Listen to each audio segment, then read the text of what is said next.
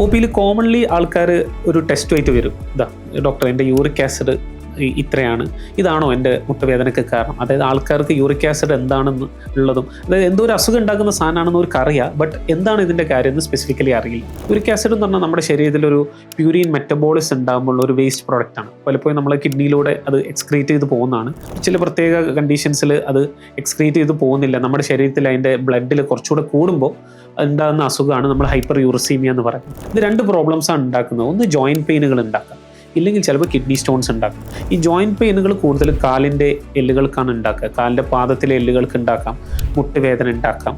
അപ്പോൾ പല പല കാരണങ്ങൾ കൊണ്ട് വരാം. ചില ആൾക്കാർക്ക് ഫുഡ് റിലേറ്റഡ് ആയിട്ട് വരാം. ഫുഡിൽ ഏറ്റവും കൂടുതൽ ഇത് ഉണ്ടാകുന്ന കുറച്ച് ഫുഡുകളുണ്ട്, അതായത് ഷെൽഫിഷുകളാണ്, കല്ലുമ്മക്കായ, ചെമ്മീൻ, ഞണ്ട്. പിന്നെ അതേപോലെ ബീഫിൽ നന്നായിട്ട് ഉണ്ടാകുന്നുണ്ട്. പിന്നെ ക്രോണിക് ആൽക്കഹോളിസം ഉള്ള ആൾക്കാർക്ക് ഇത് നന്നായിട്ട് ഉണ്ടാകുന്നുണ്ട്. ചില ആൾക്ക് ഇത് ഫെമിലിയലായിട്ട് വരാം, ഫെമിലിയൽ ഹൈപ്പർ യൂറിസീമിയ എന്ന് പറയുന്ന കണ്ടീഷൻസ് ഉണ്ട്. പിന്നെ വേറെ കുറേ അസുഖങ്ങൾ വരുമ്പോൾ ഈ യൂറിക് ആസിഡ്, കിഡ്നിയുടെ ഇഷ്യൂസൊക്കെ യൂറിക് ആസിഡ് എക്സ്ക്രീറ്റ് ചെയ്ത് പോവാത്ത കണ്ടീഷൻസിലും ഇത് വേണേൽ ഉണ്ടാകാം.